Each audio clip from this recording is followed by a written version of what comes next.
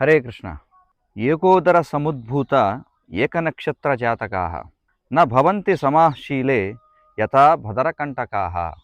చాణక్య పండితుడు ఏమంటాడంటే, ఒకే గర్భం నుండి జన్మించినప్పటికీ, ఒకే నక్షత్రంలో పుట్టినప్పటికీ జనులు ఒకే విధమైనటువంటి లక్షణాలను కలిగి ఉండరు.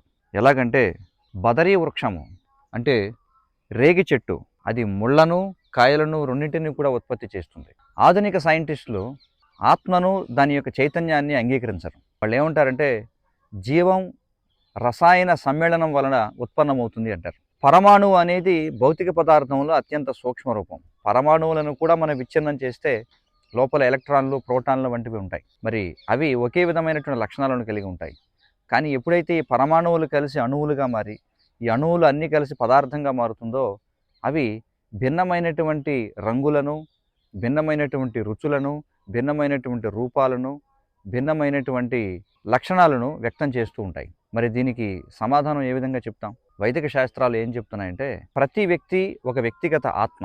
అందుకే ఈ సృష్టిలో ఉన్నటువంటి ప్రతి జీవి కూడా భిన్నమైనటువంటి లక్షణాలను ప్రదర్శిస్తూ ఉంటుంది.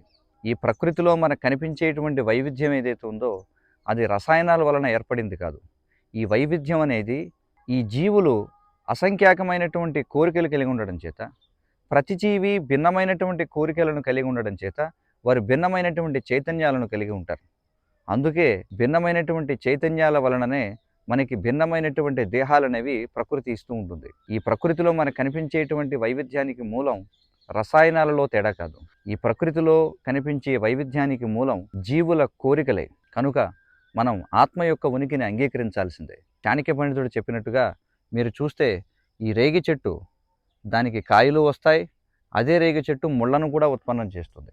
రెండు అదే చెట్టు నుండి వచ్చిన వాటి యొక్క రూపాలు వేరు, వాటి యొక్క గుణాలు వేరు. అదేవిధంగా ఒకే గర్భం నుంచి పుట్టినటువంటి ఇద్దరు పిల్లలు, వాళ్ళు ఒకే నక్షత్రంలో జన్మించినప్పటికీ వాళ్ళు భిన్నమైనటువంటి జీవులు కావడం చేత వారి యొక్క ఆలోచనలలో, వారి యొక్క వ్యక్తిత్వాలలో, వారి యొక్క గుణాలలో మనకి భేదం కనిపిస్తుంది. పూర్తి వివరాల కోసం శ్రీల ప్రభుపాదులు రచించినటువంటి జీవం నుండి జీవం అనేటువంటి గ్రంథాన్ని చదవండి.